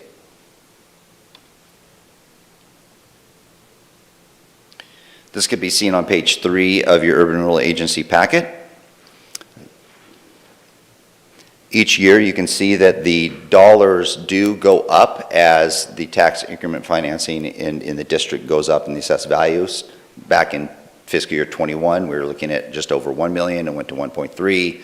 We're budgeted 1.4. We're looking at 1.9 for fiscal year 24. Now, as we actually put improvements in and we incentivize that private investment, we will hopefully see those numbers go up even more so from a percentage base.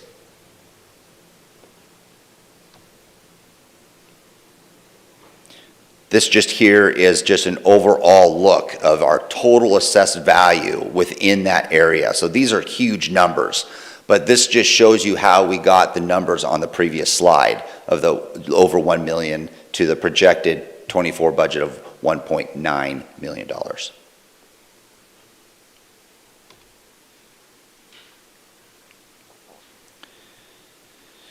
So we have the tentative approval would be for the overall appropriation of $5.7 million for special payment transfers and $250,000 in grant opportunities, providing maximum flexibility for the Urban Renewal Agency Board. This is a process that we started, I believe, last year. In previous years, we tried to assess where some of that urban renewal money should go. And so we put, say, let's put $1 million here and let's put $500,000 here. But a lot of Urban Renewal Agency projects are sparked by private development and someone that's wanting to invest in the community. Say, Redwood Hotel or something like that. And I just mentioned that because I've seen Urban Renewal Agencies really help out old hotels. A private developer will come in and want to totally spruce up some building. We had no idea that that was going to happen, but they come in. And so what council has provided in previous years was direction to provide maximum flexibility for them. So what we have in this year's budget is maximum flexibility for council. And that is with regards to a transfer of the $5.7 million, so it could be utilized as seen fit by council throughout the year.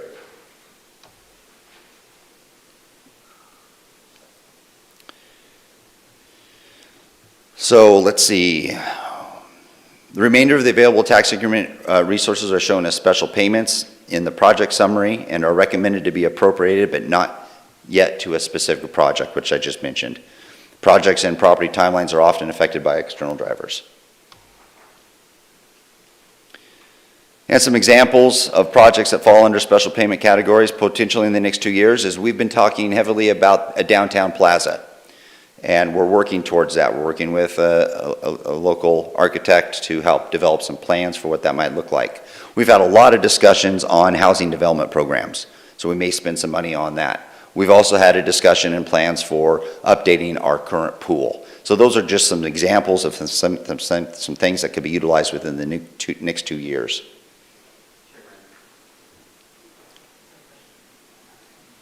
I'm pausing because I think there's hands. I'm sorry. Go ahead, Josh.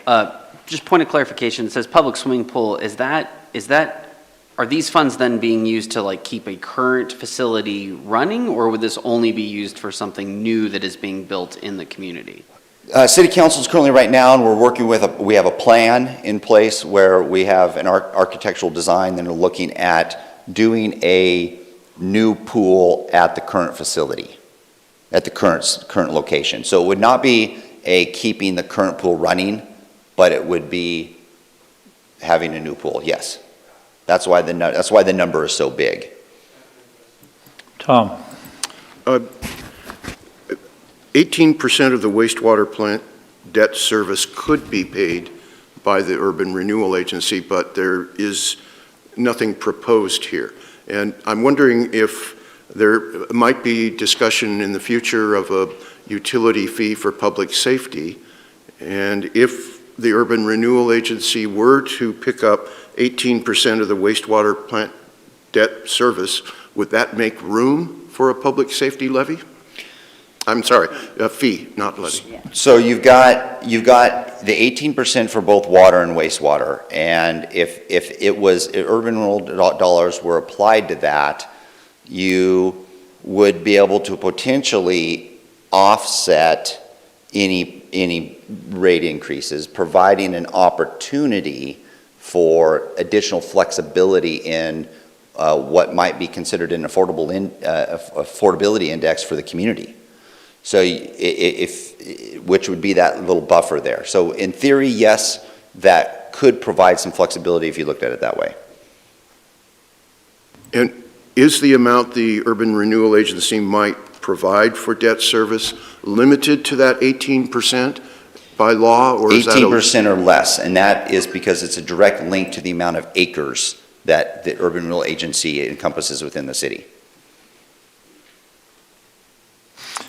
Tripp? Is it reasonable to say that the reason why the URA hasn't floated any debt yet to contribute that 8% is because we're just waiting on timing with the water treatment plant? There are probably a number of factors. We've had some discussions at a council level with why we haven't started to incur debt. I think one of the things in the last conversations we've had with council is we have a lot of cool projects that we'd like to do with the Urban Renewal Agency. But we've got more projects right now that we'd like to start than we have the ability to pay for. And so, along with the discussion of what about the 18% debt for water and wastewater. So all of these things need to be discussed further from council to provide that policy decision on how to utilize those dollars in the future. Valerie?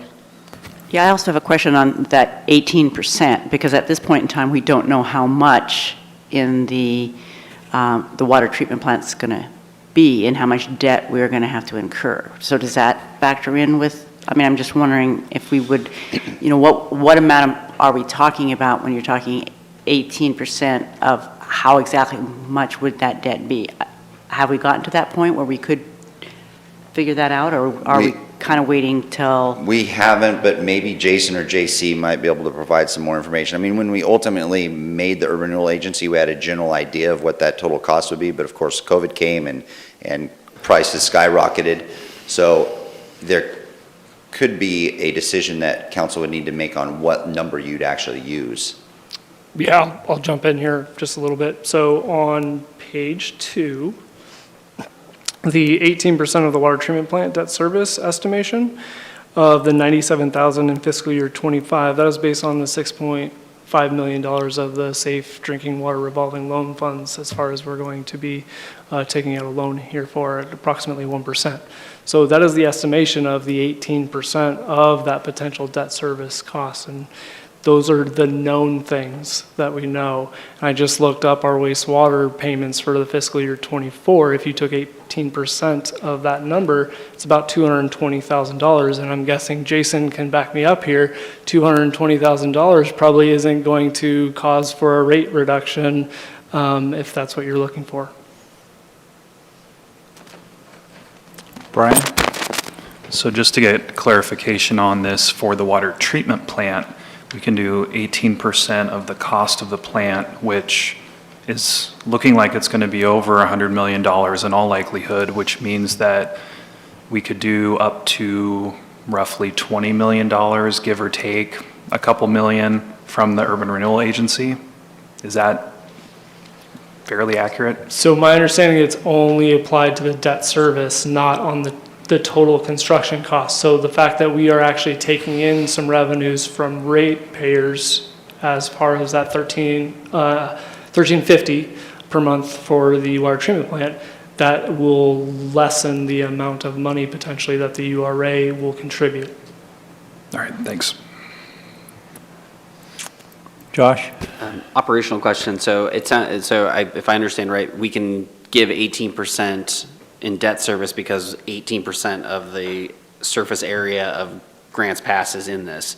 So I'm not saying you want to do this or not, but what's the process? Is that 18% like a federally mandated thing that's what it is? Or can the city council say, hey, we think that there's more blight than what's on this map, and we want to expand it up to 25%. It is mandated, and I don't know if that was a random number you picked, but cities our size can go up to 25%. Hey, there. However, you can only modify your percentage by 2% of what you originally adopted it by. Boo, okay. Thank you. Tripp? What's the URA's borrowing authority at the moment, and how much are we using? And like, what's the factor that limits the borrowing authority? Yeah, so the URA is a lot different than the rest of city borrowing. So the rest of city borrowing, like for, I'm just going to use water as an example here, they can use fund balance and what they have in capital reserves as part of that 1.25 operational need that they need as far as an excess to cover the debt service. It doesn't work like that in the URA. The URA, even though we may have $5 million sitting there at our disposal, it doesn't go into the calculation. So in that memo, what I'm trying to explain to you is it goes off the current revenue source at that point in time, and then it calculates a 1.25 to 1.5 coverage, and you're locked in at that point from that year's revenues for the next 24-ish years as far as the URA is concerned, as far as the overall lifespan. So you are potentially creating a ceiling on that debt, and there's only, I think it's $18.7 million that we could get out, and it's a $30 million payment over 24 years with a little bit over 4.5%. And so you're locked in at that. Now, your revenues are going to grow over time, like you showed, and so any revenues in excess of, you can then take out a new loan on just the excess above that calculation. Yeah, I mean, what I'm trying to get at is like the two-step here is that we're timing this with these two big infrastructure projects, and we need the borrowing authority and the TIF to be adequate to make the 18% contribution to both at the time we pull the trigger on those bonds and send them over, else that debt is hitting the rest of the city and not the tax increment financing district, right? Yeah, more or less, right? And it's a chicken and egg thing too. Yeah, it is. Do you have the right project that you want to do that for? And based on the lists that we do have of the projects we are going to do, or do we need to amend that list? More comments or questions? Tom? With regard to the special payment, land and buildings projects are not identical with urban renewal projects. So with the urban renewal money being transferred to land and buildings, does that mean that the list of projects there needs to be expanded to accommodate the urban renewal differences? No, this is just an appropriation level to match. So the $5.7 million is a transfer, for lack of a better term. It's classified as a special payment based on the classifications we have from the state of Oregon. But it gives maximum flexibility to transfer to any fund that it wanted to do a project with. Now, we put it in Building and Lands Fund because most of the projects that we were currently talking about in council seem to be currently in that fund. Doesn't necessarily mean that it has to go there. So with that special payment, the range of projects that the urban renewal money could support is broader. I see. Okay. Very much so. Valerie? This is a simple question. The $250,000 recommended is for the grant opportunities that we talked about earlier. Yes. Just keeping that funding in there for the continuation of that program? No? No. So council turned that down as far as a grant program out of the URA. However, we had a fun little project come in front of the council or the board, and they offered to give $55,000 to the Bohemian. Now, because of the classification, I need to do a budget adjustment because it doesn't fit in capital outlay. So I have to move that into an appropriation line and category that suits for a grant expenditure. All this is giving you flexibility. If something came in front of the board, aka council, it will allow for you to make those payments in form of grants. Okay, within the urban renewal area? Within the urban Yeah, renewal. just like the Bohemia grant, which is yes. similar to the grants that you mentioned before. Okay. However, we are not We are not promoting those grants right now because we don't have full direction on council on what we really should be doing with those urban renewal agency dollars. Okay. More discussion? Okay, go ahead, Aaron. That was the end of this from a questions perspective. So the next step would be to provide. Wait, I didn't Yes. do it last time.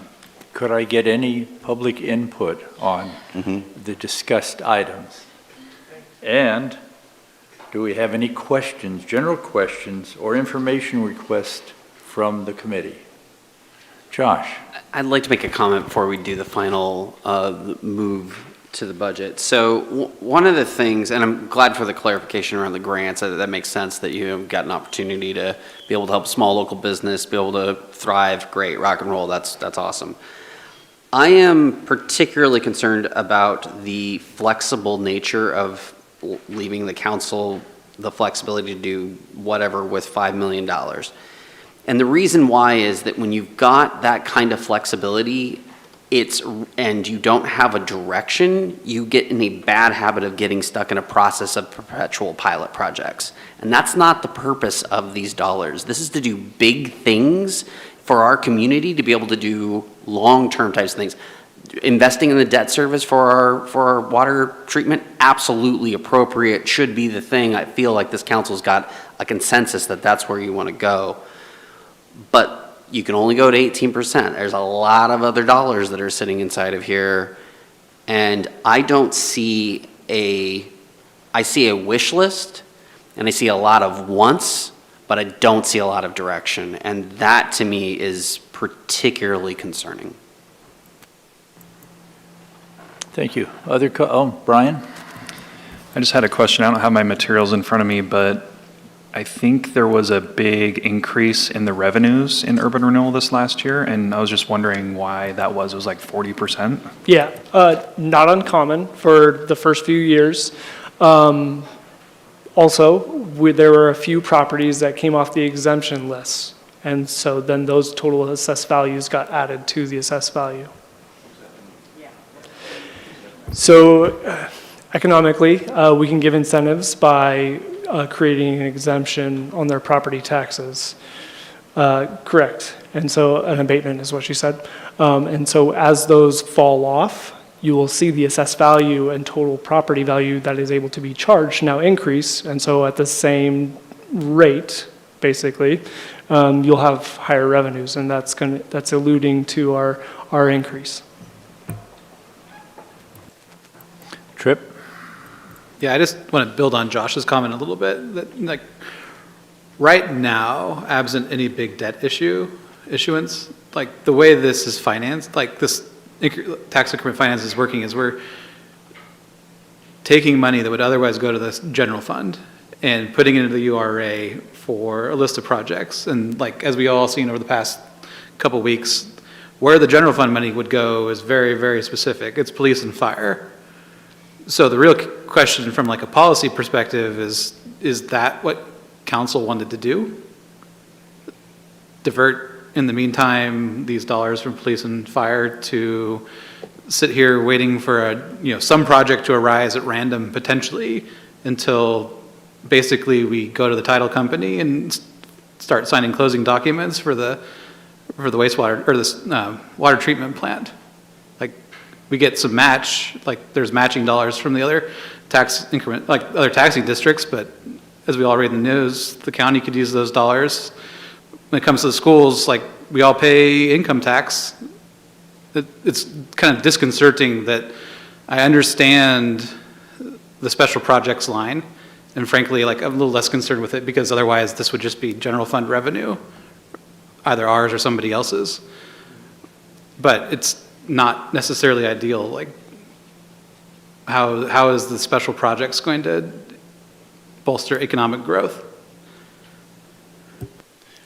So those are discussions that, with the formation of this 7 years ago, that was discussed, that we knew that it would pull some dollars from the general fund. They, at the time, the council that formed the Urban Renewal Agency saw that the benefit of the potential economic outweighs the loss of the general fund dollars that we would receive. As you mentioned, I'm guessing just a number off the top of my head, maybe of the 1.6 million or whatever that we're getting, the city might represent 500 or so $1,000, which means we're getting a lot of additional revenue from the other taxing districts to help with blight within our community, which is, as you mentioned, one of the benefits.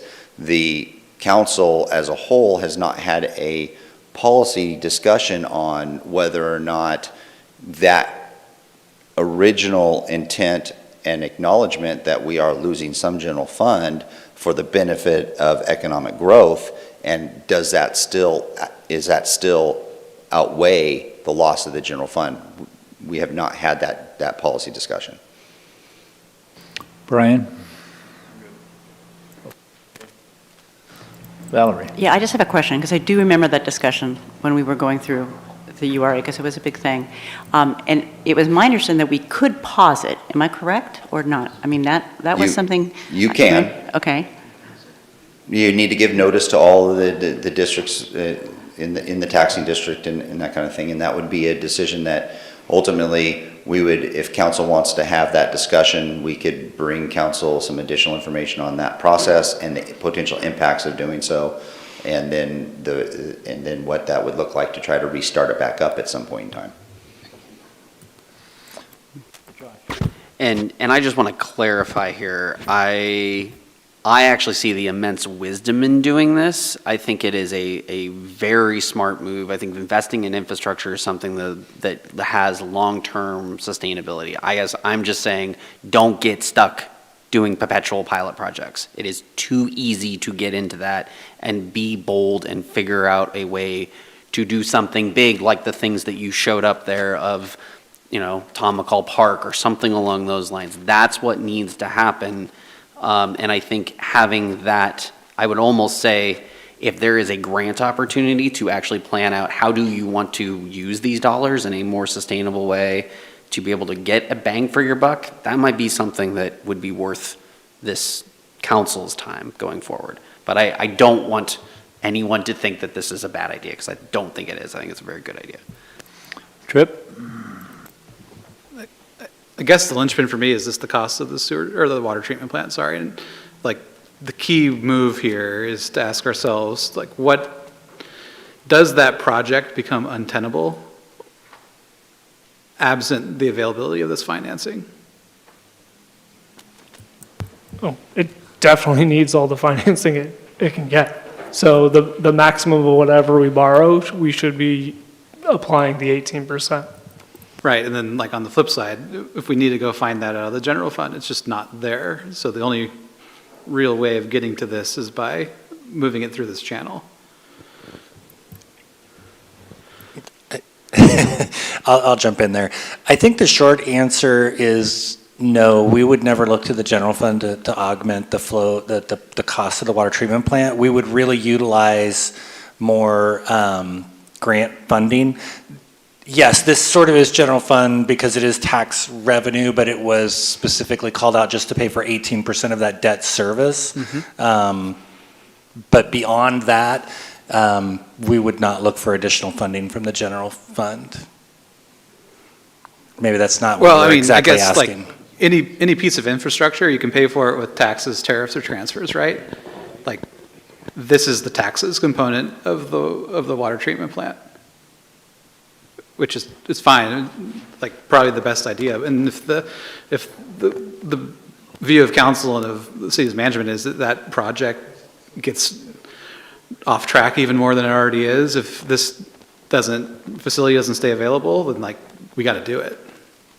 It's just, I'm interested to hear whether or not that's the case.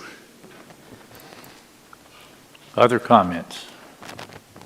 Just, Valerie? I just have a question, and this goes back to, I know that this has met the 18% of the debt service, which we talked about at this point in time. We don't know exactly what that is because we don't know exactly what the price is going to be. We're hoping to get some grants that would make a difference, whatever. So that's part of it.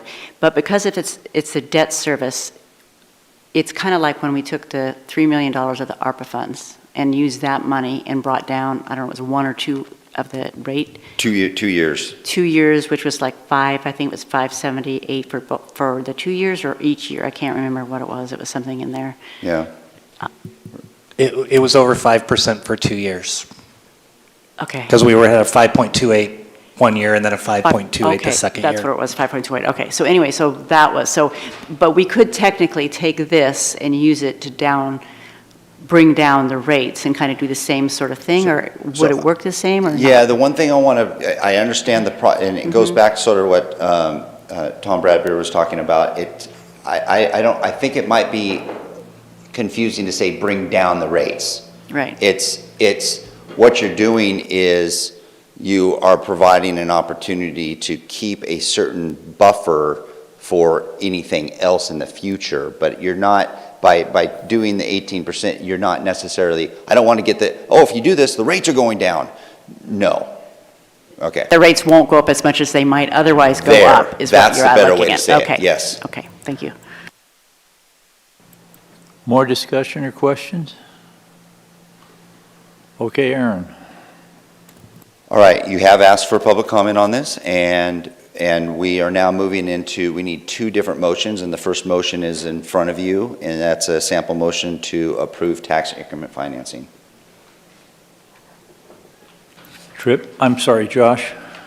I move the budget committee, I move the budget committee of the Grants Pass Urban Renewal Agency approve the property taxes for the 2022-2023 fiscal year tax increment for the maximum amount of revenue that may be raised by dividing the taxes for the Grants Pass Urban Renewal Plan area under Section 1C, Article 9 of the Oregon Constitution and ORS Chapter 457.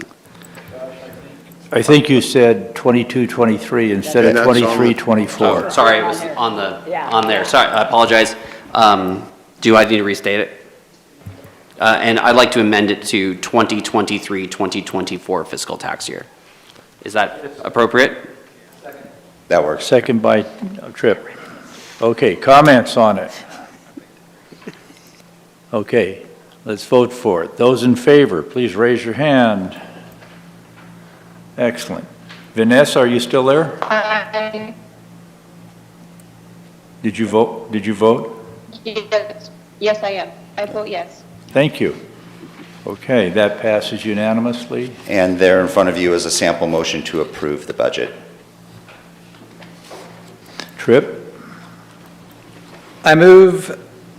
I'll read from this one. I move that the Budget Committee of the Grants Pass Urban Renewal Agency approve the budget for the fiscal year ending June 30th, 2024 in the amount of $6,040,400. Seconded by Valerie. Discussion? Okay, those in favor, please raise your hands. Passes. One more, maybe? Aye. Thank you, Valerie. I'm sorry, Vanessa. Okay. I think we have concluded our business, and I think we'll stand adjourned if I can get a motion to do that. Josh, second by Tripp. In favor? There we go. We are adjourned. Thank you all.